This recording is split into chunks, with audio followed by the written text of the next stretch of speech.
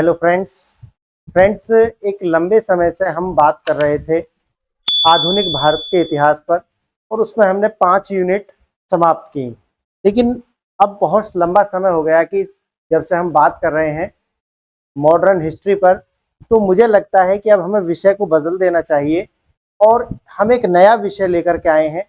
वह है भारतीय राज व्यवस्था, यानी कि भारतीय राजनीति। आज का जो लेक्चर है, और हमने इसमें अब हम क्या कर रहे हैं कि हम लेक्चर वाइज चलेंगे यहाँ पर, और यहाँ पर कोई यूनिट नहीं होगी। जो लेक्चर होगा एक एक लेक्चर हम लेकर के आएंगे, और इसमें हमने 55 से 60 लेक्चर, इसका हम आपको बता देते हैं कि किस तरीका से हम इसे लेकर के चलेंगे, कितना समय हम इसमें लगाएंगे, ये सारी बातें। ठीक है, तो 55 से 60 लेक्चर्स इसके अंदर आएंगे। ठीक है, और एक लेक्चर की जो लिमिट है वो 1 आवर्स तक हो सकती है, 1 घंटा या उससे थोड़ा बहुत अधिक। ठीक है, यहाँ पर जो लेक्चर होंगे वो आपने यूट्यूब पर पेड कोर्सेस में बहुत सारे लेक्चर्स आपने देखे होंगे, पढ़े होंगे। लेकिन यहाँ पर जो मैं लेक्चर्स आपको कराऊंगा, उन्हें करने के बाद में आप कोई भी बुक आप पढ़ सकते हैं, क्योंकि आपके भी मन में बहुत सारे डाउट्स होंगे कि सर कौन सी किताब पढ़ें, ये लेक्चर एनफ होगा या फिर कहीं और से भी पेड कोर्सेज खरीदने पड़ेंगे। 70 प्रश्न आपके दिमाग में इस टाइप के हैं।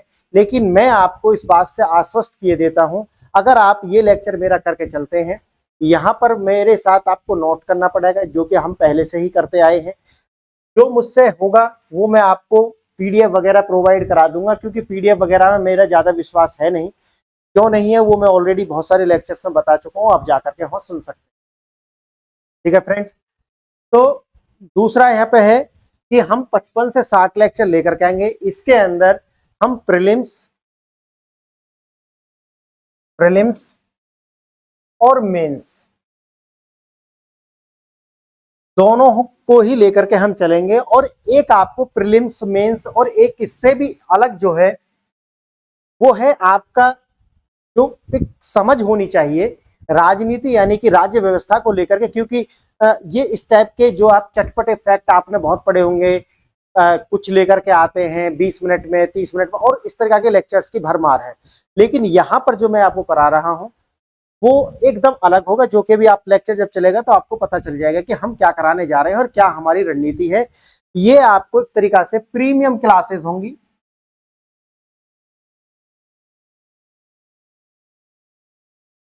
प्रीमियम क्लासेस होंगी। इन्हें करने के बाद में आपको कहीं से भी किसी भी प्रीमियम कोर्स को, किसी के पेड कोर्स को, किसी के फ्री कोर्स को करने की आवश्यकता नहीं पड़ेगी। तीसरा जो प्रश्न है आपका जो मन में है कि हमें कौन सी बुक पढ़नी है,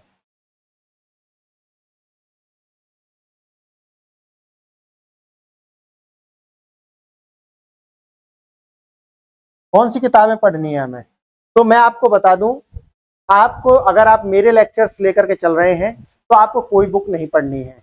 अगर फिर भी आपका जो मन है नहीं मानता है, तो जो मैंने ऑलरेडी आपको बताए हुए हैं आप देखेंगे मेरा कि सिलेबस में जहां मैंने डिस्कशन किया है, एक स्टैंडर्ड बुक आप लेकर के चलेंगे, एक स्टैंडर्ड बुक आप लेकर के चलेंगे, और दूसरा आप एनसीईआरटी लेकर के चलेंगे। ये आप ले सकते हैं। अब स्टैंडर्ड बुक कौन सी लेनी चाहिए सर, हम डीडी बसु पढ़ लें, सुभाष कश्यप पढ़ लें, एम लक्ष्मीकांत पढ़ लें, या और भी 70 तरीका की जो किताब है मार्केट में हिंदी मीडियम में, हम वो पढ़ लें।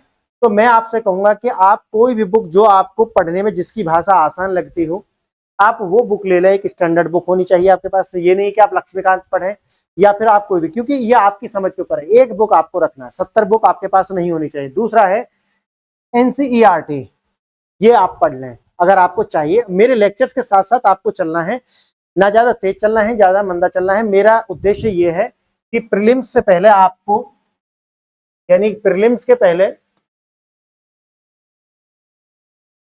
यानी कितने 70 प्रश्न हम आपको 100 में से करा दें, ये मेरा टारगेट है। हम वो विषय लेकर के चलें जिनसे 70 से 65 प्रश्न आपके बन जाएं।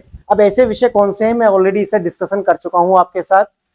साइंस एंड टेक हो, एनवायरमेंट हो, पॉलिटिकल साइंस हो, हिस्ट्री में खासकर मॉडर्न हिस्ट्री और आर्ट एंड कल्चर जैसे विषय हों, वो हम जो पहले ही ये सारा कराना चाहते हैं कि भाई प्रीलिम्स से पहले आप कम से कम प्रीलिम्स में सिक्योर हो जाएं। ये सबसे पहला जो पहला पड़ाव हर्डल्स, ये पहली हर्डल जो है आपके सामने है कि जो आपको मेंस तक लेकर के जाएगी। तो ये मेरा उद्देश्य है कि उससे पहले मैं ये सारा करा दूं और जो वक्त बचेगा वो मैं, क्योंकि मेरा उद्देश्य था 360 दिन का। अब आप देख रहे हैं कि कितने व्यूअरशिप है, कितने सब्सक्राइबर आ रहे हैं, ये किसी से छुपा हुआ नहीं, आप इसे देख सकते हैं।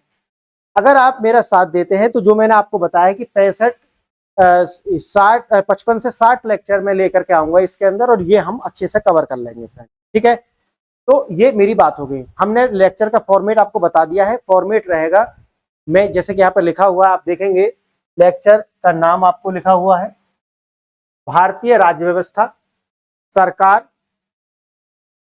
संविधान और पाठ्यक्रम। आज पाठ्यक्रम आपने देखा है कि मैं ऑलरेडी पाठ्यक्रम तो करा ही चुका हूं, ये तो आपको पता होगा। ठीक है, पाठ्यक्रम में आपको करा चुका हूं, चाहे वो प्रीलिम्स का हो, मेंस का चारों पेपर हो, एसए का पेपर हो, कंपलसरी पेपर हो, सीसेट का पेपर हो, उसके सिलेबस को लेकर के ये सारा हम कर चुके हैं। अगर आप इसकी बात करते हैं, ठीक है, तो सिलेबस आप वहां से देखेंगे इसका पाठ्यक्रम क्या है, जाकर के सेकंड पेपर में ये आएगा। तो सेकंड पेपर में राज्य व्यवस्था वाला आप देख लेंगे, और जो आपका गवर्नेंस वाला पोर्शन है वो आप छोड़ देंगे, क्योंकि इसके अंदर सेकंड पेपर के अंदर आती है गवर्नेंस आएगा, सोशल जस्टिस आएगा, और आपका आईआर आएगा, यानी कि इंटरनेशनल रिलेशन और गवर्नेंस। तो ये वाला जो पार्ट हम अलग अलग कवर करेंगे। यहां पर मैं बात करूंगा प्रीलिम्स के अंदर पॉलिटी आती है, जिसमें भारतीय राज्य व्यवस्था, सरकार और पाठ्यक्रम। आज का जो लेक्चर है वो इन्हीं विषयों पर है, इनके विषय में। ठीक है, तो पाठ्यक्रम में आप आइकन बटन में देखें ये भी, और मैं जो हमारा एंड स्क्रीन होगी वहां पर भी मैं लेक्चर लगा दूंगा, कौन सा लेक्चर आपको सुनना है। इस लेक्चर के बाद में पाठ्यक्रम के लिए आप नेक्स्ट लेक्चर फॉलो कर लेंगे। ठीक है, यानी कि जो हमारा जो लास्ट स्क्रीन पर देखेंगे आप, वो आप फॉलो करेंगे उसे। ठीक है, अब फ्रेंड्स बात आती है राज्य व्यवस्था की। अब हम चलते हैं अपने लेक्चर की ओर और देखेंगे राज्य व्यवस्था।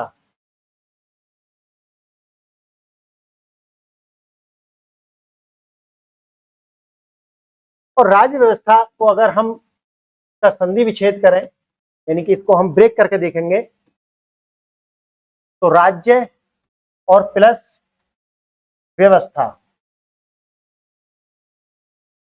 ठीक है, राज्य, यहां पर हम जब बात कर रहे हैं तो स्टेट की बात करेंगे, और यहां पर हम बात करेंगे सिस्टम की। एक चीज और जो मैं आपसे बताना चाहूंगा कि आप हिंदी मीडियम के, क्योंकि आपको पता है ये UPSC with Pratap Hindi medium के लिए है, मैं यहाँ पर सिर्फ हिंदी मीडियम के बच्चों के लिए पढ़ाता हूँ, इंग्लिश मीडियम के बच्चों के लिए यहाँ पर नहीं कराता। लेकिन मेरी आपसे एक गुजारिश है, आप इसे गुजारिश की तरह लें कि जब भी आप पढ़ रहे हो हिंदी मीडियम में, तो कुछ ऐसे शब्द होंगे, खासकर पॉलिटी के अंदर मैं बात करूंगा और साइंस एंड टेक के अंदर हम देखेंगे, जिनको आपको हिंदी में भी लिखना है। अब हिंदी में कैसे लिखना, देवनागरी लिपि में लिखना। अब वो हम देखेंगे कैसे क्या होता है। जैसे आप जानते हैं, एक तो है, ये आपको क्यों देखना है, ये इसलिए देखना है कि आप जानते हैं स्वतंत्रता। अब स्वतंत्रता के दो मीनिंग हैं, एक तो है फ्रीडम और दूसरा है लिबर्टी। फ्रीडम यानी कि जब आप बात करते हैं स्वतंत्रता की, जब हम स्वतंत्रता की बात करते हैं तो हिंदी में तो स्वतंत्रता है, लेकिन इंग्लिश में उसे हम लिबर्टी भी कहते हैं, दूसरे को कहते हैं हम फ्रीडम। अब दोनों में अंतर क्या है, जब हम लिबर्टी कहते हैं तो हम बोलते हैं आपको पूरी तरीका से स्वतंत्रता है, यानी कि आपके पास में, आपके ऊपर किसी भी तरीका का कोई भी और बाउंडेशन नहीं है, उसे हम क्या बोलेंगे, लिबर्टी। जैसे आर्टिकल 21, आर्टिकल 21 में क्या है, आपको लिबर्टी कहेंगे, जीवन जीने का अधिकार, समझ रहे हैं ना आप। और आर्टिकल 19 के अंदर आप देखेंगे, यानी कि बोलने का जो फ्रीडम ऑफ स्पीच में आप देखेंगे, वहां पर आपके ऊपर क्या है, कुछ बंदिशें हैं, क्या आपको बोलना है, कुछ आपको नहीं बोलना। मैंने आपको एक एग्जांपल देकर के बताया है कि लिबर्टी क्या है, आर्टिकल 21, जहां आपको, लेकिन है दोनों, हिंदी में क्या है, स्वतंत्रता है। ठीक है, हिंदी में तो स्वतंत्रता है, लेकिन अंग्रेजी में उनके मीन्स बदल जाएंगे। इसी तरीका से आप, हम बहुत सारी बातें देखेंगे। तो मैं आपसे कहूंगा कि जब आप लिख रहे हो, तो अगर जो भी शब्द मैं आएंगे मैं बता दूंगा, तो उसको इंग्लिश में भी जाने, और इंग्लिश में जानने के साथ में उसका देवनागरी में लिख लें। ठीक है, देवनागरी में लिबर्टी को लिबर्टी लिख लें और फ्रीडम को फ्रीडम लिख लें। ठीक है, बस ये मुझे बताना था आपको। आगे हम चलते हैं। तो अब हम देखेंगे कि राज्य क्या है और व्यवस्था क्या है। व्यवस्था का मतलब है कि जैसे आप ऐसा देखें, आपका बॉडी है, बॉडी में जब भी आप कुछ खाते हैं, मानो आप कुछ खाते हैं, खाने के बाद में आपके शरीर में चला जाएगा जो भोजन, आप जो भी जूस या जो भी आप खाते हैं, जाने के बाद में आपकी जो बॉडी का जो सिस्टम है, व्यवस्था है, वो कार्य करना प्रारंभ कर देती है। आपको नहीं पता उसका, लेकिन बॉडी के अंदर जो भी अस्थि, मांस, मज्जा, मेद जो भी बन रहा है वो सब बन रहा है, लेकिन आपको पता नहीं चल रहा। तो शरीर का क्या है, एक सिस्टम है, यानी कि वो प्रॉपर रूप से कार्य करता है। और दूसरा हम उदाहरण लेते हैं, और आपने, अब मैं दूसरा एग्जाम्पल आपको देता हूं। आपने देखा होगा कि प्रधानमंत्री कहते हैं कि कल से 1000 और 500 के जो नोट हैं वो उनका जो है लीगल टेंडर नहीं रहेगा। उसके बाद में जैसे ही वो इसकी घोषणा करते हैं, पूरा जो सिस्टम है वो लग जाता है कि अब जो है 1000 और 500 के जो नोट हैं वो अब क्या नहीं आने चाहिए, लीगल टेंडर उनका नहीं रहना चाहिए। तो जो भी उसको बाहर निकालने की जो व्यवस्था है, उसको सिस्टम से बाहर निकालने की व्यवस्था प्रारंभ हो जाती है। तो ये क्या है, एक व्यवस्था है। अब देखते हैं अपने अपने परिवार में भी आप देखते हैं, उसकी भी एक व्यवस्था होगी, आपके परिवार की एक व्यवस्था होगी। तो इसे हम क्या बोलेंगे, व्यवस्था होगी कि भाई कौन व्यक्ति किस टाइम घर में आएगा, ये एक व्यवस्था है। ये नहीं है कि कोई व्यक्ति 10 बजे आएगा, कोई 12 बजे आएगा, कोई 3 बजे आएगा, ऐसा तो नहीं होता। उसके बाद में आता है आपका राज्य। फिर क्या आता है आपका, राज्य, स्टेट। ठीक है, अब हम स्टेट को देखेंगे। ठीक है, व्यवस्था आप समझ गए हैं, व्यवस्था क्या है। तो व्यवस्था क्या है, ये सुचारू रूप से अपना कार्य करती है, और इसमें आपके यानी कि जो एक हेड है, वो उसके आदेश के बाद में ये अपना कार्य सुचारू रूप से करती है, इसमें कोई बाधा नहीं आती। अब आगे हम देखते हैं स्टेट क्या है, राज्य क्या है। राज्य,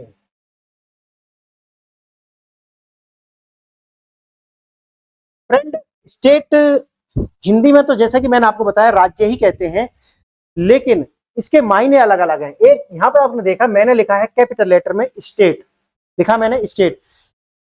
एक होता है स्टेट, इसका मतलब क्या है, ये भी स्टेट है, यानी कि इसमें अंतर क्या है, एक है कैपिटल लेटर में और एक है स्मॉल लेटर में। यानी कि जब मैं कैपिटल लेटर में लिखता हूं तो इसका मतलब क्या है, देश, देश। और जब मैं ये स्टेट लिखता हूं तो इसका मतलब क्या है, राज्य। अब आप कहोगे सर प्रांत क्यों नहीं है, मैं ये बताने वाला हूं आगे आपको। तो पहला तो अंतर ये समझे कि जो देश है, जो राष्ट्र है, जो देश है, जो राष्ट्र है, ठीक है, उसके लिए हम क्या बोलेंगे, या फिर राष्ट्र राज्य,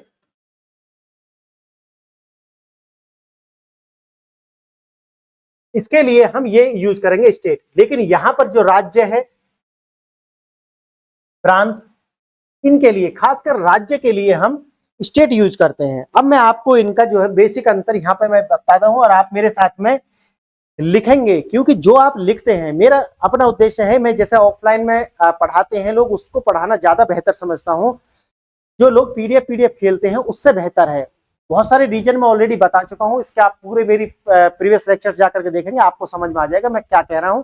और मैं इसे पढ़ाता क्यों हूं, क्योंकि जब मैं बोल कर पढ़ाता हूं तो ज्यादा जो लोग हैं वो तो पीडीएफ पीडीएफ खेलने में रुचि लेते हैं, लेकिन जो हम यहाँ बोल कर पढ़ाते हैं उसके जो बेनिफिट्स हैं बहुत ज्यादा डीप हैं, वो मैं समझता हूं, इसीलिए मैं आपको ये पढ़ा रहा हूं। अब आप क्या है, मेरे साथ लिखेंगे, नोट्स आप बनाते चलेंगे। अगर आप मेरे साथ लिखते हैं, नोट्स बनाते हुए चलते हैं, आपको कुछ भी अलग से पढ़ने की आवश्यकता नहीं है, ना कोई बुक पढ़ने की आवश्यकता है। जितना यहाँ करा दूंगा 60 लेक्चर के अंदर, उससे प्रीलिम्स और मेंस में उससे बाहर नहीं आ जाएगा, ये आपको गारंटी है। आपकी जो समझ है, ऐसे तो किताब में भी लिखा है ना, जो लोग करा रहे हैं वो लक्ष्मीकांत यूट्यूब पर पढ़ा रहे हैं। अब भाई लक्ष्मीकांत पढ़ानी है तो फिर आप वो पढ़ लो ना जाकर के उधर से, क्योंकि जो कार्य 2 घंटे में हो सकता है उसके लिए 60 70 80 या 90 100 घंटा खर्च करने की आवश्यकता है नहीं। यार कुछ समझने के विषय होते हैं, उन्हें समझें, समझ गए ना। ये नहीं कि लक्ष्मीकांत पढ़ा रहा है, वो डीडी बेसु पढ़ा रहा है, हम वहां जाकर पढ़ रहे, सीधे लक्ष्मीकांत पढ़ा, वो अपने घर ही पढ़ लो। आप लिखेंगे आप राज्य,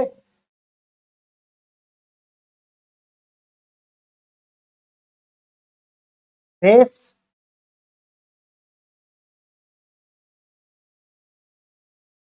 प्रांत, राष्ट्र,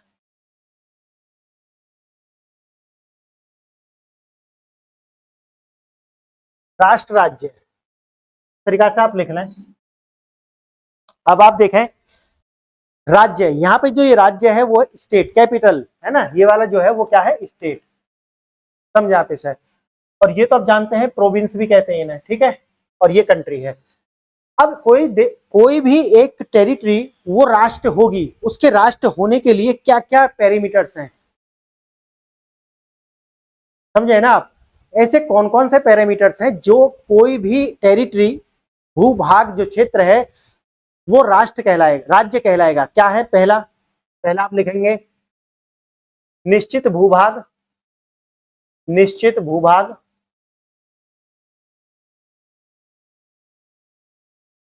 जनसंख्या,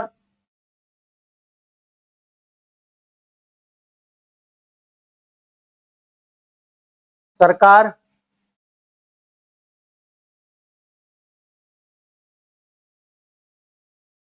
संप्रभुता,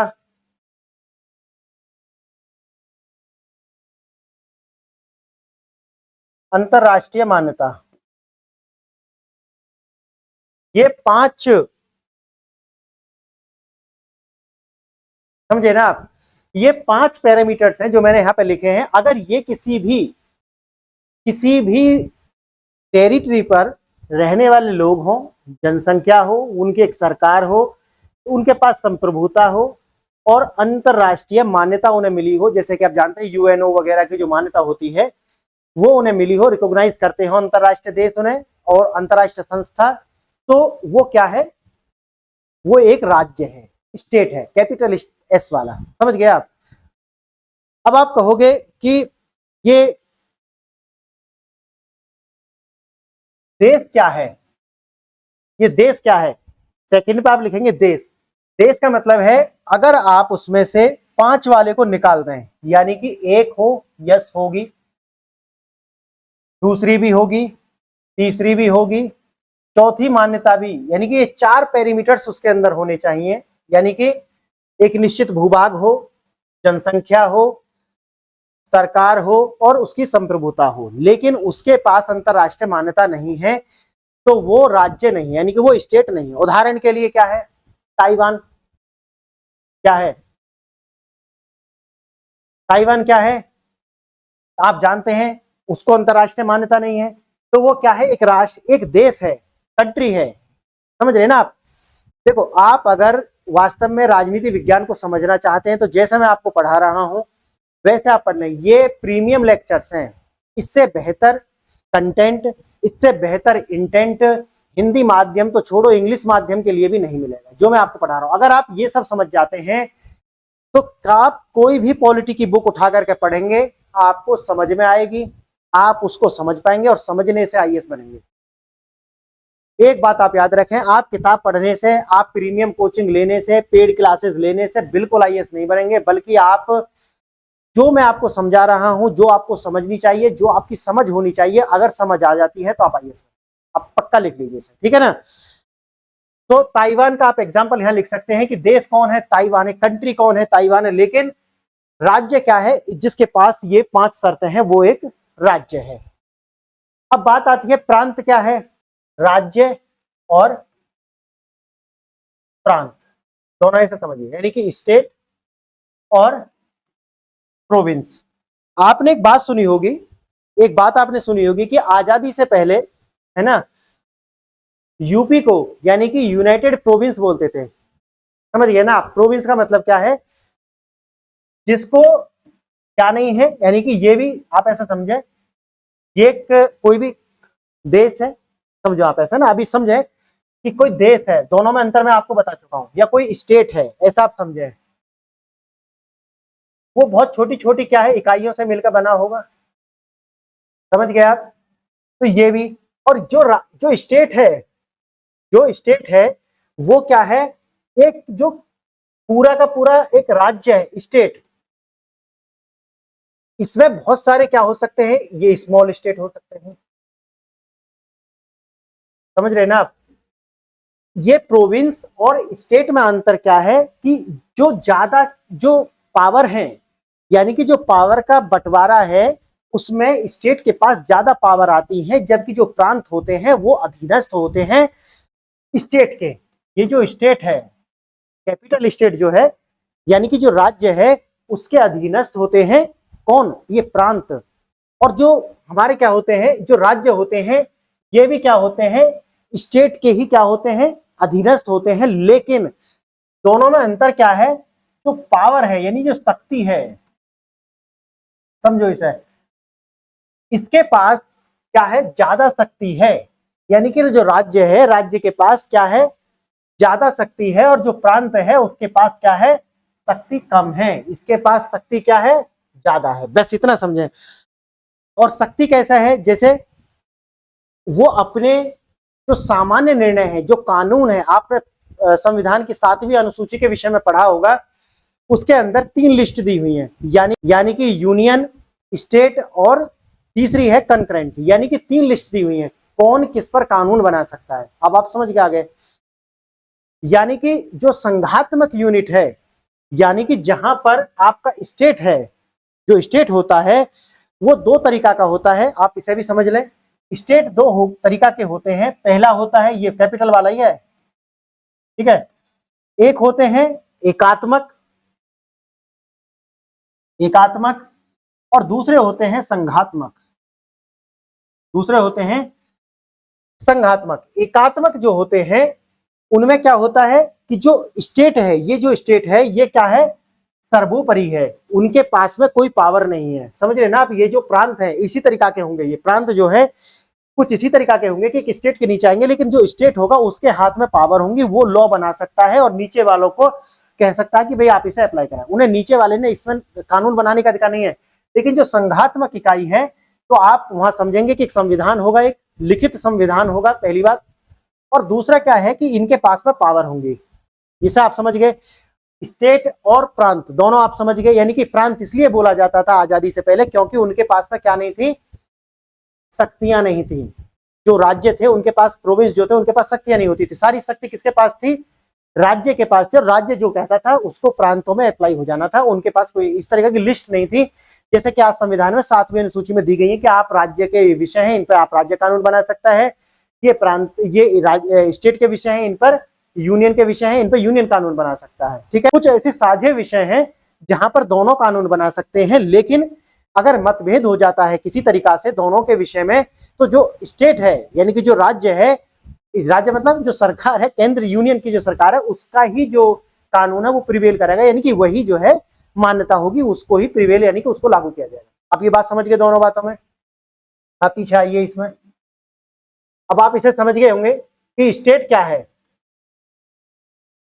स्टेट राज्य, दूसरा हमने बताया था देश, तीसरे हमने बताए थे प्रांत, चौथा हमने बताया था राष्ट्र,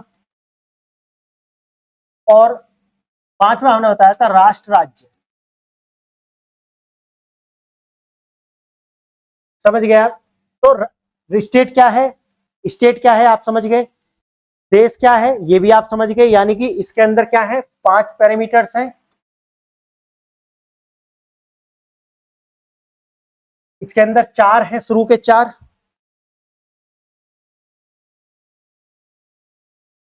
इसका मैंने आपको बता ही दिया। ये जो होते हैं प्रांत, जो स्मॉल एस होता है स्टेट वाला है ना, ये वाला स्टेट नहीं, स्मॉल वाला जो स्टेट होता है उसमें इसमें समानता होती है। लेकिन दोनों में अंतर यह है कि जो प्रांत है उनके पास में कम पावर होती है, शक्ति कम होती है, वो कानून वगैरह नहीं बना सकते। जो भी ये वाला स्टेट बोलेगा, ये वाला स्टेट वो ये लागू कर देंगे। ये 3 हमारे कंप्लीट हो गए हैं। ठीक है। अब हम चलते हैं राष्ट्र के विषय पर, देखेंगे कि राष्ट्र क्या होते हैं। ठीक है। आगे देखेंगे राष्ट्र क्या है। ठीक है। इसको आपने सुना होगा नेशन। ठीक है। राष्ट्र क्या है, नेशन क्या है। आपने बहुत सारे पॉलिटिकल लीडर ऐसे देखे होंगे जिनके बयान आते रहते हैं कि भारत राष्ट्र नहीं है बल्कि यूनियन ऑफ स्टेट, यानी कि राज्यों का संघ है। सुना है आपने ऐसा। कुछ लोग ऐसा भी कहते हैं, जैसे कि अभी मैंने, देखो ये आपको सारे बताए हुए ना, देखो आप इसे एक बार।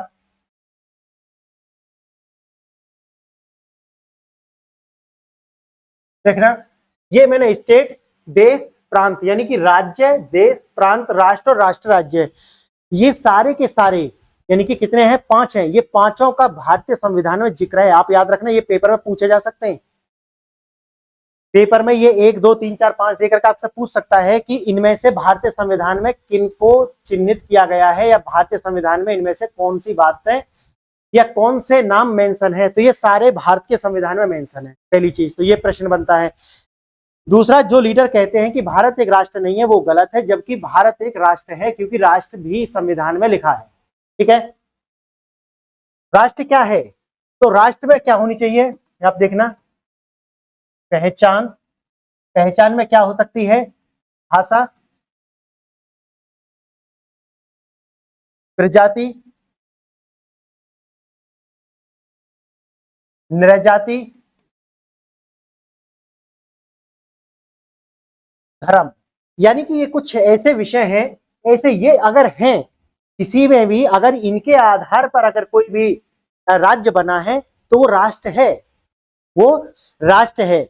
अब आप कहोगे कि सर भारत की तो एक भाषा नहीं है, भारत में तो एक प्रजाति नहीं रहती, भारत में तो एक नृजाति नहीं रहती, भारत में तो एक धर्म नहीं है, भारत तो मल्टीकल्चरल है, भारत में बहुत सारे धर्म हैं, हम सेकुलर मुल्क हैं, तो भारत कैसे राष्ट्र है। संविधान में लिखा ना, भारत तो कैसे राष्ट्र है। अब आप यहां पर देखेंगे एक और है, समुदाय। अगर कोई समुदाय है जिसका अपना एक साझा इतिहास है, ऐसा है,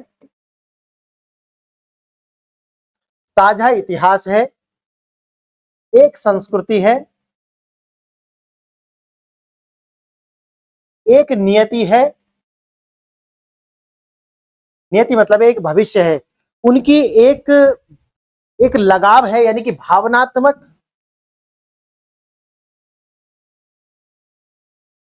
भावनात्मक लगाव अगर वो रखते हैं तो वो भी क्या है, एक राष्ट्र है। अब भारत जो है इस आधार पर एक समुदाय जिसका अपना एक साझा इतिहास है। आप जानते हैं भारत में रहने वाले सभी लोग आजादी के बाद में, आप जानते हैं राष्ट्र का जो विभाजन है वो धर्म के आधार पर हुआ, और जिनको एक अलग धर्म के आधार पर जिन्होंने राष्ट्र बनाया, आप जानते हैं उनकी क्या दुर्गति हो रही है और क्या दुर्गति हुई। धर्म के आधार पर जो राष्ट्र है अगर वो बनाते हो तो जो राष्ट्र है, फिर आप राज्य बनाते हो, राज्य राष्ट्र के लिए संघर्ष करता हुआ पाया जाएगा। आप समझना, मैं अभी आपको इसे समझाऊंगा कि जब आप एक राष्ट्र बनाते हो धर्म के आधार पर तो राष्ट्र नहीं बनता, वो राज्य टूट बनकर राज्य होता है, और राज्य को फिर एक संघर्ष करना पड़ता है कि हम राष्ट्र ही बने रहें। और राष्ट्र में क्या होना चाहिए, उनकी एक साझी संस्कृति होनी चाहिए, उनका साझा इतिहास होना चाहिए, उनकी एक नियति होनी चाहिए, एक फ्यूचर होना चाहिए कि भारत की जो उन्नति है वो हमारा भारत प्रॉस्पर करेगा, भारत उन्नत करेगा तो मेरा देश महान है। समझते हैं ना आप, हमारा इतिहास महान है। मेरे अपने जो मैं जिनको सम्मान करता हूं, भगत सिंह हो, महात्मा गांधी हो, जवाहरलाल नेहरू हो, और जितने भी बड़े बड़े लीडर हुए हैं, चाहे वो हमारे गुरु नानक साहेब हो, हमारे 10 गुरु हो, हाँ वो हमारी साझी संस्कृति है। हमारे सिख भाई हो, हमारे मुस्लिम भाई हो, सारे के सारे अगर एक ही ये रखते हैं कि ये देश हमारा है, महाराणा प्रताप भी हमारे हैं, क्योंकि जिन लोगों के पूर्वज वो थे जो आक्रांता थे, जो बाहर से आए थे, जिन्होंने भारत को इन्वेजन किया था, वो मुगल हो चाहे कोई हो, वो हमारी संस्कृति नहीं है।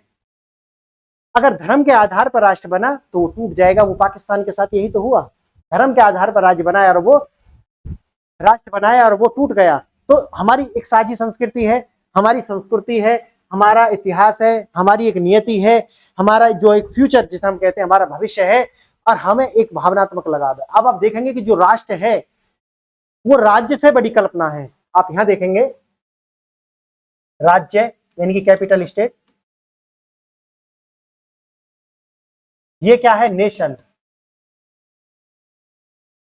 राष्ट्र। समझे आप, जो राष्ट्र है वो राज्य से बहुत बड़ी कल्पना है, यानी कि बहुत बड़ा कंसेप्ट है जो राष्ट्र है। जैसे आपने देखा होगा भारतीय प्रवासी दिवस मनाते हैं, हम मनाते हैं क्योंकि वो जो बाहर भी लोग रह रहे हैं वो भी क्या हो सकते हैं, इस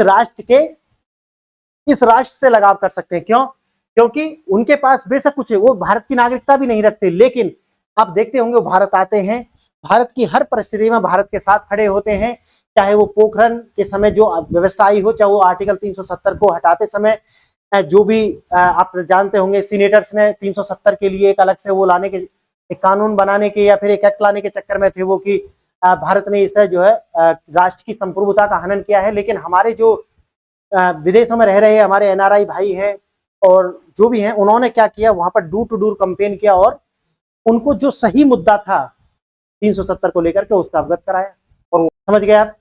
इस तरीका से जो राष्ट्र की जो बाउंड्री लेस होता है, राष्ट्र क्या है, बाउंड्री लेस है, क्या होती है, राष्ट्र के अंदर सीमा नहीं, सीमा रहित होते हैं। और राज्य की क्या होती है, एक सीमा होती है, मैंने बताया ना आपको, उसकी एक बाउंड्री होगी, लेकिन इसकी कोई सीमा नहीं होती, इसकी एक सीमा होती है, राज्य की एक सीमा होती है, समझ गए आप। राष्ट्र तो एक बाउंड्री लेस है, उसकी कोई सीमा नहीं होती, एक समुदाय है, उनका एक साझा इतिहास है। हो सकता है दुनिया में कहीं भी बैठा हुआ एक व्यक्ति भारतीय हो सकता है, क्यों, क्योंकि भारतीय उसकी एक पहचान है। और जो राष्ट्र है, जैसे कि मैं आपको बता रहा था, पाकिस्तान को धर्म के आधार पर बनाया गया था, लेकिन 1971 में उसका धर्म के आधार पर फिर से विभाजन हो गया और एक स्टेट को छोड़ करके 2 स्टेट वो बन गए हैं। वो पांचों की पांचों जो बातें हैं इनमें है, दोनों के दोनों क्या हैं, 2 स्टेट बन गए हैं। क्या वो राष्ट्र की भावना है? अब नहीं है।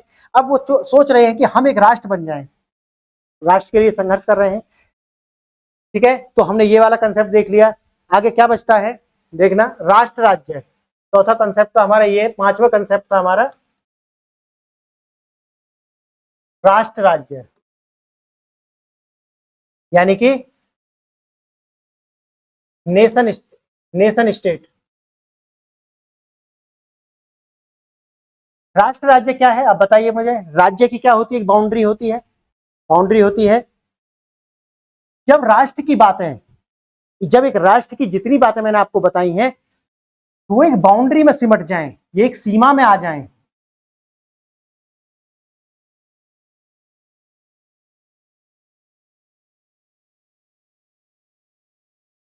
समझ गए हैं आप। क्या लिखेंगे, इसे लिखेंगे, 5वां पॉइंट डालेंगे राष्ट्र राज्य। आप इसे लिखेंगे, राष्ट्र राज्य क्या होता है, लिखेंगे आप, जब राष्ट्र वाली बातें, जब राष्ट्र वाली बातें, राष्ट्र की कौन सी बातें हैं मैंने आपको भी पीछे बताई हैं, जब राष्ट्र वाली बातें एक सीमा में सिमट जाती हैं, जब राष्ट्र वाली बातें एक सीमा में सिमट जाती हैं तो उसे राष्ट्र राज्य कहा जाता है, उसे राष्ट्र राज्य कहा जाता है। एक शब्द आया, 2 शब्द यहां पे और आए हैं, उन्हें भी आप देख लेंगे, प्रजाति और दूसरा शब्द आया है नृजाति। दोनों में आप देखें ये होता है बायोलॉजिकल कंटेक्स्ट में। प्रजाति का मतलब क्या है, बायोलॉजिकल कंसेप्ट में ये आता है, यानी कि जैसे आपने सुने होंगे मंगोल हो गए, ठीक है, हाँ मंगोल हो गए हैं, उज्बेक हो गए हैं, है ना, या फिर मुगल हो गए, यानी कि जिनकी रेस अलग है, निर्जाति मतलब उनका एक बायोलॉजिकल कंटेक्स्ट आएगा, समझ रहे हैं ना आप। चाइनीज हो गए हैं, यानी कि अलग अलग रेस के, वो क्या है, निर्जाति है, उनकी रेस यानी कि बायोलॉजिकल कंसेप्ट है। एक है निर्जाति। निर्जाति क्या है, यानी कि अपने वेशभूषा, किसी देश, किसी विशेष क्षेत्र में रहने वाले, जैसे पंजाबी भाई बहन है, कहते पंजाबी, सिंधी, गुजराती, है ना, इस तरीका के जो लोग होते हैं, जो एक क्षेत्र समूह में होते हैं, जो अपनी यानी कि किसी आधार पर जाने जाते हैं, वो होते हैं क्या, निर्जाति। निर्जाति जो है वो हमारी समाज की पहचान है, वो बायोलॉजिकल नहीं है, और जो प्रजाति है वो क्या है, बायोलॉजिकल है, समझ गए ना। हाँ ये वाली बात। तो ये 2 शब्द आए थे, ये मैंने आपको बता दिया। और राज्य क्या होता है, स्टेट क्या होता है, इसके 5 पैरामीटर्स मैं आपको ऑलरेडी बता चुका हूं। और राष्ट्र क्या होता है ये मैं आपको ऑलरेडी बता चुका हूं कि राष्ट्र जो है वो राज्य से एक विस्तृत कल्पना है, यह एक अलग तरीका से एक बड़ा कंसेप्ट है, यानी कि जो राज्य है उसकी अपनी एक बाउंड्री होती है, जो राष्ट्र है वो बाउंड्री लेस होता है। उसका जरूरी नहीं है कि वो भारत का नागरिक हो, लेकिन वो भारतीय राष्ट्रीय यानी कि राष्ट्रीयता से प्रेम कर सकता है, वो अमेरिका में रहता हो, ब्रिटेन में रहता हो, लेकिन वो राष्ट्र से प्रेम कर सकता है। तो ये बाउंड्री लेस है, ये मैं ऑलरेडी आपको बता चुका हूं। और राष्ट्र में क्या क्या है ये भी मैं आपको बता चुका हूं कि वो किस तरीका से, जैसे कि पहचान के आधार पर हो सकते हैं राष्ट्र, इसमें भाषा, जाति, प्रजाति, निर्जाति, धर्म, तो भारत जो है इनमें से किसी भी आधार पर एक राष्ट्र नहीं है, बल्कि भारत एक समुदाय है, और वो समुदाय जो कि इतिहास, संस्कृति, नियति आदि के आधार पर जो एक भावनात्मक लगाव आपस में रखते हैं या अपना एक कॉमन भविष्य समझते हैं, उनके अपने कॉमन जो है वो कौन है, राष्ट्रपिता हैं या फिर फाउंडिंग फादर्स हैं, किसी न किसी तरीका से वो आपस में जुड़े हुए हैं। इसका मतलब है वो क्या है, एक राष्ट्र के वासिंदे हैं, यानी कि एक राष्ट्र को मानने वाले हैं। अब वो जरूरी नहीं कि इंडिया में रहते हों, मे भी वो यूके में रहते हों, मे भी वो अमेरिका में रहते हो, कहीं भी रहते हो, इससे कोई फर्क नहीं पड़ता। लेकिन स्टेट के अंदर जैसा कि मैंने आपको बताया उसकी एक बाउंड्री होती है, और एक बाउंड्री के अंदर जो लोग रहते हैं उनकी अपनी सिटीजनशिप होती है, उनकी अपनी एक सरकार होती है, उनकी अपनी राष्ट्र अंतर्राष्ट्रीय मान्यताएं होती है। ये ऑलरेडी मैं आपको बता चुका हूं। अब हम देख रहे हैं राष्ट्र राज्य। राष्ट्र राज्य ये हमारा 5वां पॉइंट है, और हमने इसमें आपको जब बताया है कि अगर ये बाउंड्री है, क्योंकि राज्य हो गया, राज्य की बाउंड्री होगी, और राष्ट्र की जो बातें हैं, अगर राष्ट्र की बातें एक बाउंड्री के अंदर सिमट जाती हैं, और राष्ट्र की कौन सी बातें हैं जो मैंने आपको बताया, उनका एक भाषा, प्रजाति, निर्जाति, धर्म आदि के आधार पर या तो बना हुआ हो, या फिर जिसके आधार पर भारत बना हुआ है, एक समुदाय है, इतिहास, संस्कृति, नियति आदि आदि उनकी क्या है, कॉमन है, उस आधार पर अगर ये सारी बातें एक बाउंड्री के अंदर सिमट जाती हैं तो उसे हम कहते हैं राष्ट्र राज्य। अब आ गया आपको समझ में? ये प्रीलिम्स में और मेंस में एक कंसेप्ट है, ये क्लियर होने चाहिए। अगर आपके कंसेप्ट क्लियर हैं, आप समझना कि आपकी पॉलिटी बहुत जबरदस्त है, आपको कहीं से पॉलिटी पढ़ने की आवश्यकता नहीं, पॉलिटी इसी तरीका से पढ़ी जानी चाहिए। ये नहीं है कि वो जो लक्ष्मीकांत चल रहा है, और लक्ष्मीकांत आप अपने आप से पढ़ लीजिए, लेकिन ये आपको लक्ष्मीकांत में नहीं मिलने वाला। ये कंसेप्ट हैं, ये कि मेंस के लिए बहुत ज्यादा महत्वपूर्ण है। अब आप देखेंगे कि कुछ राष्ट्र ऐसे थे जो कि धर्म के आधार पर बने। उदाहरण के लिए आप पाकिस्तान को देखिए, जो भारत का विभाजन हुआ वो धर्म के आधार पर 2 राष्ट्र बने थे। जो लोग यहाँ रह गए थे वो राष्ट्र के आधार, उनका जो राष्ट्रीय आधार था वो क्या था, एक इतिहास, जिनका एक साझा इतिहास था, एक संस्कृति थी, एक नियति थी। नियति मतलब उनका एक अपना भविष्य है, सेम अगर वो समझते हैं, वही भारत में रहे थे। बाकी तो लोग जो अपने आप को समझते थे कि हम एक विशेष धर्म के, मजहब के हैं, वो यहाँ से जा चुके थे। लेकिन जो धर्म के आधार पर देश बना था, आप देखेंगे 1971 में उसका फिर दोबारा से धर्म के आधार पर विभाजन हो गया। अब आप समझते हैं कि पहले हम एक क्या बनाते हैं, स्टेट बनाते हैं। पहले हम क्या बनाते हैं, स्टेट यानी कि राज्य बनाते हैं। और कौन सा स्टेट बनाते हैं, कैपिटल एस वाला स्टेट। समझ गए ना, यूपी, बिहार, ये स्टेट की बात नहीं मैं कर रहा। हम पहले बनाते हैं क्या, स्टेट। स्टेट मतलब है राज्य, कैपिटल एस वाला, और जो स्मॉल एस होते हैं उन्हें हम बोलते हैं स्टेट। यानी कि जैसे यूपी, बिहार, गुजरात, ये सब क्या है, स्टेट है। यानी कि अगर आप कहोगे कि जैसे इंडिया है, तो इंडिया एक कैपिटल एस है, एक स्टेट है, और उसके अंदर ये छोटे छोटे स्टेट्स हैं, यानी कि जैसे यूपी, बिहार, गुजरात, महाराष्ट्र। ये समझ रहे हैं आप, दोनों में कॉमन समझना। तो जो धर्म के आधार पर राज्य बने थे, उनका विभाजन फिर दोबारा से धर्म के आधार पर हुआ, और अब वो क्या संघर्ष कर रहे हैं कि हम दोबारा से, खासकर पाकिस्तान की मैं बात करूं तो वो दोबारा से संघर्ष कर रहा है कि हम राष्ट्र बन जाएं, हम राष्ट्र बन जाएं। क्योंकि आप जानते होंगे कि बलूचिस्तान अलग से अपना बटा हुआ है, वो कह रहा है कि हमें आजादी चाहिए।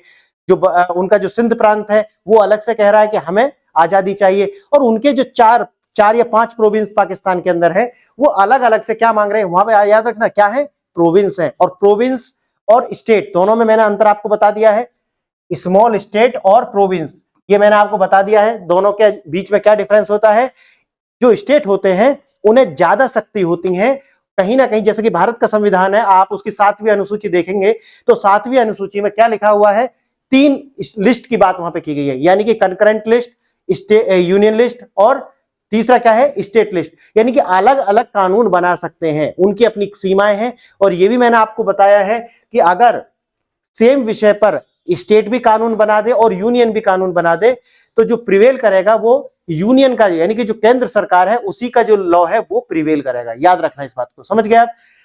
अच्छा, क्योंकि कंकरेंट लिस्ट पर दोनों बना सकते हैं, कंकरेंट लिस्ट पर दोनों कानून बना सकते हैं, लेकिन प्रिवेल किसका करेगा, केंद्र सरकार का। ये प्रश्न आया हुआ है और फिर आ सकता है, इसलिए बार बार वही प्रश्न आते हैं, लैंग्वेज चेंज हो जाती है और बच्चे जो है इसमें कंफ्यूज हो जाते हैं।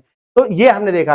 अब अगर वो राष्ट्र बनना चाहते हैं तो ये बार बार बात जो उठती है ना, ये नहीं उठनी चाहिए।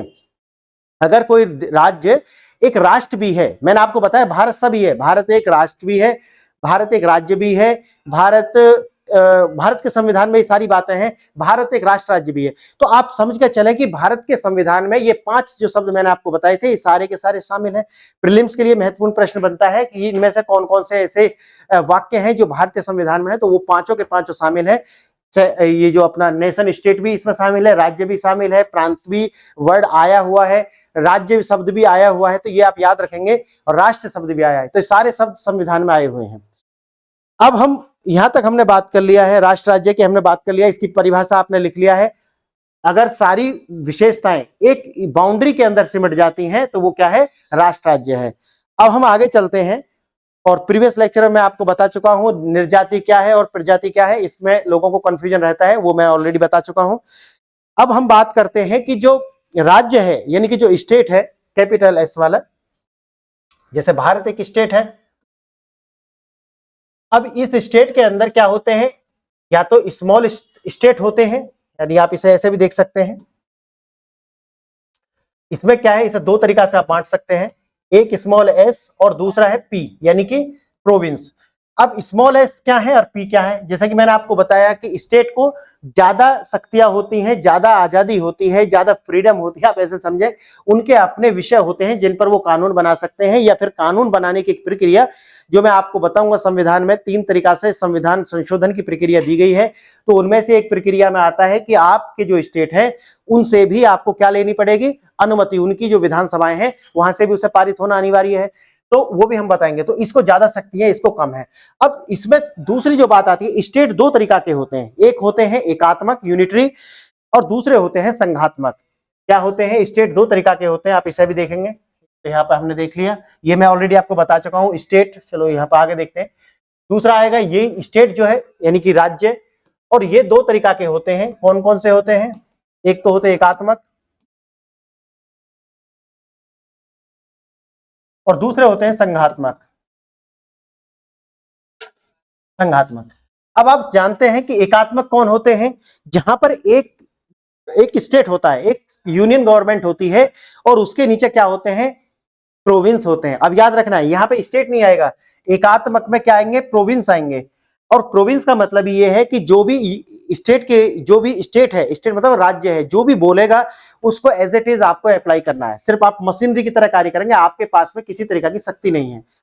लेकिन जब हम संघात्मक की बात करते हैं तो यहां पर होते हैं स्टेट, स्मॉल एस वाले स्टेट, ठीक है, और इनके पास में होती है शक्ति। तो और दूसरी बात यहां पे क्या होती है, एक तो यहां पर स्टेट होंगे, दूसरी बात होगी यहां पर अपना एक संविधान होगा, लिखित संविधान, लिखित संविधान होगा। अब यहां पर जो यहां की जो पावर होंगी, यानी कि एकात्मक में, यानी कि यहां पर शक्तियों का केंद्रीकरण होगा, याद रखना, शक्तियों का केंद्रीकरण, और यहां इसके विपरीत हो जाएगा विकेंद्रीकरण,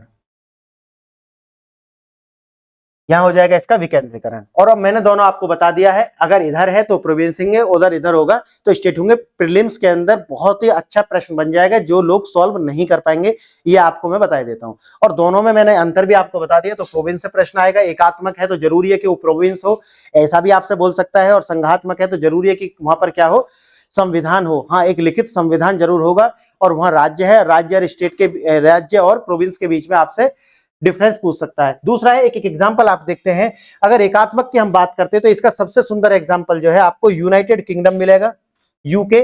और अगर आप संघात्मक की बात करें तो यहां पर सबसे खूबसूरत एग्जांपल मिलेगा आपको यूएसए। अब आप कहोगे कि सर भारत भी तो एक फेडरल सिस्टम है, भारत में भी तो एक संघात्मक व्यवस्था है। हाँ, ये बात सही है, लेकिन सबसे खूबसूरत मैंने उसे क्यों नहीं लिखा, क्योंकि भारत के अंदर इमरजेंसी के प्रोविजन है, और इमरजेंसी के प्रोविजंस में मैं आपको पढ़ाऊंगा उसे, कि इमरजेंसी जब लगती है तो उसमें जो भारत का जो संविधान है वो फेडरल की तरह कार्य नहीं करता, फिर वो कार्य करता है एज ए यूनिटरी, समझ गए ना आप।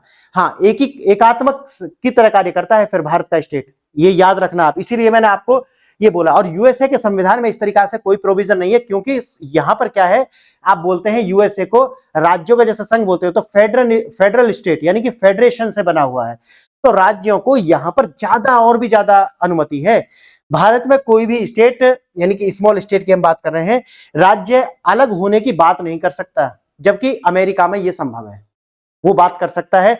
अगर उनका कोई भी स्टेट चाहता है कि अगर जैसे कि नवादा आप उनका एक स्टेट है ना, तो वो चाहता है कि वो अलग हो तो वो अलग हो सकते हैं। ऐसा कोई जरूरी नहीं है कि उन्हें यूएसए के साथ रहना है। समझ गए ना आप? हाँ, तो ये वाली बात आपको इसमें बतानी थी। अब आप लिखेंगे संविधान क्या है। अब आप लिखेंगे इसे, ये आपने लिख लिया होगा ऐसा मैं मानता हूं। आप लिखेंगे संविधान।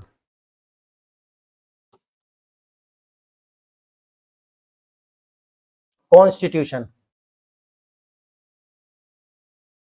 कॉन्स्टिट्यूशन क्या है आप सोचें इसे। संविधान क्या है? अब संविधान, कोई भी देश हो, कोई भी देश, चाहे वो एकात्मक हो चाहे वो संघात्मक हो, उनका संविधान हो सकता है। जरूरी नहीं है कि उनके पास संविधान ना हो। संविधान सबके पास होता है। कोई छोटी सी भी एक फर्म है, उसके पास भी क्या होता है? अपना एक संविधान होता है। तो संविधान सबका है। अब संविधान कहेंगे कि जी ये है क्या? भाई आप जैसे कि आपका स्कूल होगा, कोई जहां कॉलेज होगा, वहां पर एक नोटिस बोर्ड होता है, और नोटिस बोर्ड पर आपको समय समय पर सूचनाएं दी जाती हैं कि अभी आपके कॉलेज में ये प्रोग्राम होने वाला है, ये इस तरीका के अतिथि आने वाले हैं, या आपकी जो क्लास है वो इस तरीका के अभी सेटल होंगी, या आपका जो रिजल्ट है वो। तो आपके, और दूसरा एक नोटिस बोर्ड होता है जहां आपके स्कूल के कायदे कानून होते हैं कि आपके स्कूल का ड्रेस कोड क्या है, आपकी स्कूल का जो ड्रेस कोड है उसमें किस तरीका की शर्ट होगी, किस तरीका की पैंट होगी, किस तरीका का आपका वेशभूषा होगा, ये सारे रहता है। तो वो तो होगा छोटा, लेकिन जब भारत जैसा देश है या कोई भी एक बड़ा देश है, वहां आप नोटिस बोर्ड नहीं लगा सकते। वहां ये नहीं है कि आपने दिल्ली में नोटिस बोर्ड लगा दिया और अब कोई तमिलनाडु का व्यक्ति है तो दिल्ली देखना आएगा कि वहां पर क्या लिखा हुआ है, ये तो है नहीं। तो ये जो नोटिस है इनको आप एक साथ ला दें, और ये सारा का सारा जब आप एक साथ कंबाइन करेंगे तो ये बन जाएगा आपका संविधान। आ गया? तो संविधान जो है वो क्या है? एक मूलभूत विधि, आप लिख लेंगे इसे। संविधान क्या है? एक मूलभूत विधिक प्रलेख, एक मूलभूत विधिक प्रलेख, राज्य की मूल संस्थाएं, राज्य की मूल संस्थाएं, अभिसमय, अभिसमय, विधियों तथा प्रथाओं का समग्र व्यवस्था, प्रथाओं की समग्र। अब एक यह शब्द देखना, यह शब्द आया है प्रथा, प्रथाओं की समग्र व्यवस्था। अब आप यहां देखेंगे कि वर्ड आया है प्रथा। अब कुछ देश आपने देखे, जैसे उदाहरण ले हम यूके का, है ना, वहां पर कहते हैं कि संविधान ही नहीं है। अमेरिका को आप देखेंगे, कहेंगे कि उसका तो 7 पेज का संविधान है। आपने सुना होगा ऐसा कि सबसे छोटा संविधान है उसका। यूके में संविधान ही नहीं है। बहुत सारे देशों का आपने सुना होगा कि वहां संविधान नहीं है, और कुछ देशों का आपने ऐसा भी सुना होगा संविधान है लेकिन कभी भी बदल देते हैं। तो इसी आधार पर भारत को कहते हैं कि भारत का जो संविधान है वो लचीले के साथ साथ कठोर संविधान है। लचीले के साथ साथ कठोर संविधान का मतलब क्या है कि उसमें कुछ ऐसे प्रावधान भी है जो आसानी से आप बदल सकते हैं, और कुछ ऐसे प्रावधान भी हैं जिनको बदलने के लिए आपको स्टेट की भी मंजूरी लेनी होगी। और स्टेट की भी कितना? 2/3, यानी कि 2/3 स्टेट आपको, उनकी जो विधानसभाएं हैं वो मंजूरी दें आपको। अब आप समझ रहे हैं ना मेरी बात? तो अगर आप पूरी विधानसभाएं और ये सारा आप देखेंगे तो जरूरी नहीं है कि जिनका केंद्र में सरकार है उनका स्टेट में भी हो, और राजनीति आप जानते हैं तो वो मिलना बहुत कठिन है। इसीलिए क्या हो जाता है? संविधान संशोधन कठिन हो जाता है। आसान किस मायने में है कि आपके कुछ ऐसे प्रावधान है जो लोकसभा से ही सीधे सीधे पारित हो जाएंगे, उनको राज्यसभा से पारित होने की आवश्यकता नहीं है। समझ गए? या आवश्यकता भी है तो बाउंडेशन नहीं है कि अगर नहीं करेंगे तो बहुत ज्यादा कोई कमाल हो जाएगा, ऐसा भी नहीं है। तो कठोर के साथ साथ नम्य कॉन्स्टिट्यूशन भी है। अब यहां पर आप देखेंगे कि प्रथाओं के साथ, तो जैसा मैंने आपको बताया कि यूके के पास में अपना कोई संविधान नहीं है, लिखित कोई संविधान नहीं है, ऐसा वो मानते हैं। अब इसका मतलब ये नहीं है कि उनका कोई संविधान ही नहीं है, नहीं। वो जो छोटी छोटी उनकी जो पुस्तकें, जैसे मैंने आपको बताया नोटिस बोर्ड, ऐसे नोटिस बोर्ड जो है उनके पास बहुत सारे, लेकिन एक साथ कंबाइन किए हुए नहीं है। जिसे एक साथ कंबाइन कर दिया जाए तो एक जो नई पुस्तक बनेगी उसको संविधान कहें। दूसरी बात क्या है कि ये कोई बहुत बड़ी खूबसूरती नहीं है कि उनके पास संविधान नहीं है, बल्कि जो ब्रिटेन का संविधान, जो सोसाइटी है, जो ब्रिटेन की सोसाइटी है, एक कंजर्वेटिव सोसाइटी है। समझ रहे ना मेरी बात? जो ब्रिटेन की सोसाइटी है, या फिर मैं ये कहूं जो अब्राहमिक रिलीजन होते हैं, अब्राहमिक रिलीजन जो होते हैं वो कंजर्वेटिव होते हैं। वो अपनी जो प्रथाएं होती हैं उनको ही विधि के रूप में मान्य करते हैं। अब आप मेरी बात समझ रहे हैं ना? ये जो कंजर्वेटिव सोसाइटी होती हैं, जो लिबरल नहीं होती, जैसे कि खासकर क्रिश्चियनिटी है या फिर हम जो अब्राहमिक रिलीजन है हम उनकी बात करें तो वहां पर जो कंजर्वेटिज्म है, यानी कि वो मानते हैं कि जो उनका धर्म है, जो उनका जो मजहब है, उसके आधार पर जो उसमें लिखा है वही उनके कानून होने चाहिए। अब आप मेरी बात समझ गए। आपने देखा होगा कि कुछ ऐसे मुस्लिम कंट्री हैं जहां पर शरीयत है, और शरीयत क्या है, वो है एक धार्मिक पुस्तक या धर्म के आधार पर, है ना, तो वो उसके आधार पर क्या करते हैं, शासन करते हैं। इस तरीका से जो कंजर्वेटिव सोसाइटी होती है उनमें कोई भी तरीका के जो लॉ होते हैं वो उनकी प्रथाओं से निकल करके आते हैं, उनके धर्म से निकल करके आते हैं। इसीलिए कहते हैं कि वहां पर कोई एक संविधान नहीं है। ऐसा नहीं है कि कोई संविधान ही नहीं है, यानी कि बहुत सारे छोटे छोटे नोटिस बोर्ड हैं, उनके आधार पर वो चलते हैं। अब आप समझ गए। दूसरा है कि ये जो धर्म है वो प्रथाओं के आधार है। उनका आधार क्या है, प्रथा है। तो जो संविधान बनेगा वो भी क्या है, उनकी जो प्रथा है उनका ही क्या है, वो एक तरीका से उनको प्रदर्शित करने के लिए साइन बोर्ड है। आप ऐसा समझें, जो उस समाज की प्रथा होती हैं उनके संविधान में वो दिखती हैं, यानी कि संविधान प्रथाओं का एक दर्पण है। आप ऐसे कह सकते हैं, यानी कि संविधान जो होता है किसी भी सोसाइटी का वो उस समाज का क्या है, दर्पण होता है। ये प्रश्न आया है, संविधान किसी समाज का दर्पण है। आप इस प्रश्न को आप देखेंगे किसी स्टेट पीसीएस में ऐसा प्रश्न आया था कि जो संविधान है किस समाज का क्या होता है, दर्पण होता है। समझ गए आप इसे। तो फ्रेंड्स, हमने आज महत्वपूर्ण बहुत सारे कंसेप्ट आपको बताए। मैंने आपको राज्य व्यवस्था के विषय में बताया कि राज्य क्या है, व्यवस्था क्या होती है। फिर हमने देखा कि राज्य क्या है, देश क्या है, प्रांत क्या है, राष्ट्र क्या है और राष्ट्र राज्य क्या है।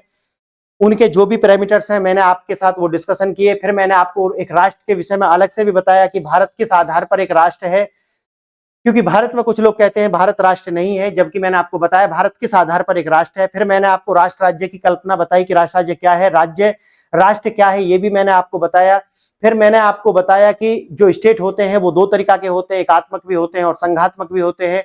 एकात्मक का मतलब क्या है वो मैंने आपको बता दिया, दो तीन मैंने उनकी आपको शर्त भी बताई, किस आधार पर आप अगर आपको पेपर में आता है तो आप उसे कर लेंगे। फिर मैंने आपको बताया कि कॉन्स्टिट्यूशन क्या होता है, कॉन्स्टिट्यूशन किसका होता है, सबका अपने कॉन्स्टिट्यूशन हो सकता है। जो भी इंस्टीट्यूशन होते हैं उनके अपने संविधान हो सकते हैं, संविधान जरूरी क्यों है, और कुछ ऐसे देश हैं जिनके पास संविधान नहीं है तो उनके संविधान क्यों नहीं है, क्योंकि वो एक कंजर्वेटिव सोसाइटी होती है। खासकर जो अब्राहमिक रिलीजन होते हैं उनकी जो प्रथाएं हैं वही उनका संविधान होते हैं, ठीक है। जो उनके धर्म होते हैं उन्हीं के आधार पर वो चलते हैं। ये मैंने आपके साथ अच्छे से डिस्कशन किया है। मैं मानता हूं कि जो हमारा पहला जो लेक्चर था वो यहाँ पर संपूर्ण मैं करता हूं उसे, और इसके बाद में हम जो लेक्चर लेकर के आएंगे वो दूसरा लेक्चर होगा, और उसमें हम और बात करेंगे संविधान के भाग क्या है, संविधान में कितने भाग हैं, कितनी अनुसूचियां, कितने परिशिष्ट हैं, ये सारी हम बात करेंगे। कौन कौन से हैं, उन्हें कैसे याद किया जाए, वो सारा हम नेक्स्ट लेक्चर में देखेंगे। जैसा कि मैंने आपको ऑलरेडी बताया है, हमारा जो फॉर्मेट है ये भी रहेगा कि मैं इसमें आपको 5-5 प्रश्न कुछ दूंगा। नेक्स्ट लेक्चर से हम शुरू में ही क्या करेंगे, 4 से 5 प्रश्न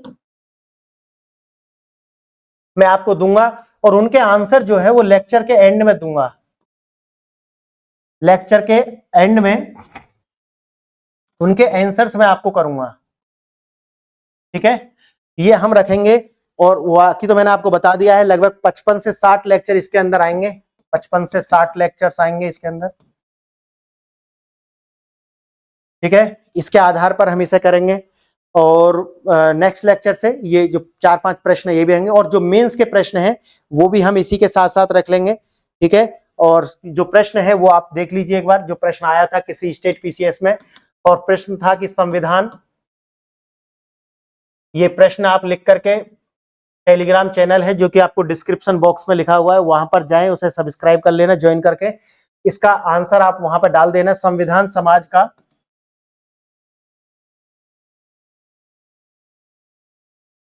दर्पण है, ठीक है। संविधान समाज का दर्पण है, ये जो प्रश्न है ये आपको लिखना है, और आपको बताना है, जो भी मैंने आपको एग्जांपल दिए हैं, अमेरिका का एग्जांपल दिया है, ब्रिटेन का एग्जांपल दिया है, और कुछ धर्म का जैसे मैंने आपको बताया है, भारत का आप एग्जांपल देख सकते हैं कि भारत का एग्जांपल आप कैसे लेंगे, क्योंकि भारत का आपने देखा होगा डीपीएसपी, और डीपीएसपी में, और दूसरा आपने देखा कि जो फंडामेंटल ड्यूटीज है, डीपीएसपी और फंडामेंटल, डीपीएसपी में क्या लिखा हुआ है, यानी कि भारत जो है वो क्या करेगा, भारत क्या करेगा, विश्व के जो विश्व है उनके बीच में क्या करेगा, भाईचारा बढ़ाएगा। लिखा है ना वहां पे, अब देखना है डीपीएसपी में लिखा है कि भारत जो है राष्ट्रों के बीच में क्या करेगा, भाईचारा बढ़ाएगा। और फंडामेंटल ड्यूटीज में क्या है कि हमें अपने जो पक्षी हैं, जो पेड़ हैं, जो नदी है, उनका क्या करना है, संरक्षण करना है। अपनी जो राष्ट्रीय विरासत है उनका क्या करना है, संरक्षण करना है। और आप जानते हैं कि भारत में तो आपको पता है, सर्वे भवन्तु सुखिनः सर्वे सन्तु निरामया सर्वे भद्राणि पश्यन्तु मा कश्चित् दुःख भाग् भवेत्। इस तरीका का हम कॉन्सेप्ट लेकर के चलते हैं, ओम धो शांति पृथ्वी अशांति, ये सब आप समझते हैं ना। हम जो है सब विश्व की कल्याण की भावना हम लेकर के चलते हैं। हम क्यों, क्योंकि हम क्या मानते हैं, हम मानते हैं वसुदेव कुटुंबकम, यानी कि जो संसार है, जो पूरा विश्व है, वो हमारा है, हमारा ही एक परिवार है। अगर हम ये लेकर के चलते हैं तो क्या हमारे जो संविधान है, क्या उसमें ये दिखता है? हाँ दिखता है, फंडामेंटल ड्यूटीज के अंदर दिखता है, डीपीएसपी के अंदर दिखता है। आप इसका भी एग्जांपल ले सकते हैं, ब्रिटेन का मैंने आपको एग्जांपल बताया है, कुछ आप इस्लामिक देशों का आप उदाहरण देकर के बता सकते हैं कि जो संविधान होता है वास्तव में उस समाज का एक दर्पण होता है। इन एग्जांपल्स के आधार पर आप कुछ इंट्रोडक्शन शुरू में देंगे और इसका आंसर लिख करके आप जैसे ही आप देखेंगे इस यूट्यूब चैनल के नीचे डिस्क्रिप्शन बॉक्स है, वहां पे आपको टेलीग्राम का लिंक मिल जाएगा और उसे ज्वाइन करके आप लिख करके वहां सेंड कर सकते हैं। मैं अपनी प्रतिक्रिया वहां पर आपको दूंगा फ्रेंड्स, ठीक है। आपको यहां से हम पॉलिटी प्रारंभ कर रहे हैं और आप इसे लेक्चर्स को शेयर करें। मैंने जैसे आपको बताया है, इसके बाद में कोई भी पेड कोर्स खरीदने की आवश्यकता नहीं पड़ेगी। एक एक शब्द यहाँ पे क्लियर करा दूंगा, जिंदगी में दोबारा पॉलिटी पढ़ने की आवश्यकता नहीं पड़ेगी। चाहे एग्जाम आईएएस का दे रहे हो, चाहे आप एग्जाम कांस्टेबल का दे रहे हो, इतनी अच्छी समझ यहाँ से बना देंगे कि आपको ना तो पॉलिटी समझने में, ना तो गवर्नेंस समझने में, ना तो आईआर समझने में कोई प्रॉब्लम नहीं आएगी, क्योंकि ये सेकंड पेपर के पार्ट्स हैं। आपको जानते होंगे, ये सारा मैं यहाँ पर कराऊंगा, लेकिन हम पहले कराएंगे पॉलिटी। और मैंने जैसा कि आपको बताया है, हमारा पहला उद्देश्य है वो सारे विषय कराना जो प्रीलिम्स में आपको 65 से 70 प्रश्न आपके सही करा दे। 100 में से 65 से 70 प्रश्न आपके सही करा दे, जिनमें आपको पता है मॉडर्न हिस्ट्री, ठीक है, आर्ट एंड कल्चर, ठीक है, और हाँ polity, environment, economics, geography, geography में भी दोनों आ जाएंगी, इंडियन और वर्ल्ड, और साइंस एंड टेक, ठीक है। ये विषय हम पहले कराएंगे जो कि मेंस और प्रीलिम्स दोनों के लिए महत्वपूर्ण होते हैं, और यहां से प्रश्न आते हैं, यहां से आपके 65 से 70 प्रश्न बन जाएंगे। ये हम सबसे पहले कराएंगे। और हम चल रहे हैं अभी पॉलिटी पर, और इसमें 60 लेक्चर, मैंने जैसे 55 से 60 लेक्चर आने वाले हैं, और ये हम जल्दी से खत्म कराएंगे। अपने दोस्तों के साथ शेयर करें। इस चैनल को हिंदी मीडियम के लिए है, इसे सब्सक्राइब करें, और जितनी जल्दी हो सके इसे 1000 का जो टारगेट है वहां तक आप इसे पहुंचाएं। 1000 यानी कि 1K तक आपको ये पहुंचाना है, तभी मैं इसे आगे कैरी कर पाऊंगा। और मैंने जैसे कि आपको मैं इतना बड़ा आश्वासन आपको दे रहा हूं, और हम यहाँ पे करके भी दिखाएंगे, आपको एक भी रुपया इस पर खर्च करने की आवश्यकता नहीं, और इससे बेहतर कंटेंट और ना ही इंटेंट कहीं भी किसी भी प्लेटफॉर्म पर आपको मिलेगा, ये गारंटी है। लेक्चर सुनकर के आपको पता भी चला होगा कि इस तरीका का कंटेंट आपने नहीं तो अभी तक पढ़ा होगा। पॉलिटी की 70 क्लास आपने देखी होंगी, और यूट्यूब पर और भी देख लेना, इससे बेहतरीन क्लास नहीं है। इसलिए क्योंकि ये प्रीमियम कंटेंट है, इसे उसी तरीका से आप लेंगे। फ्रेंड्स, इसे लेक्चर को शेयर करें, लाइक करें, सब्सक्राइब करें। मेरी बातों को आपने इतने ध्यान से सुना, इसके लिए बहुत बहुत धन्यवाद। नमस्कार।